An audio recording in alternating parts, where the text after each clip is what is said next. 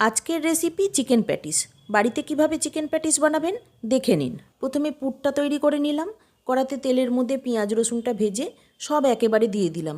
ছোট করে কাটা চিকেন, ক্যাপসিকাম, আদা, নুন, হলুদ গুঁড়ো, লঙ্কা গুঁড়ো, সয়া সস আর টমেটো সস সব দিয়ে চাপা দিয়ে কষিয়ে নিলাম। হয়ে এলে ধনেপাতা আর গরম মশলা দিয়ে নামিয়ে নিলাম।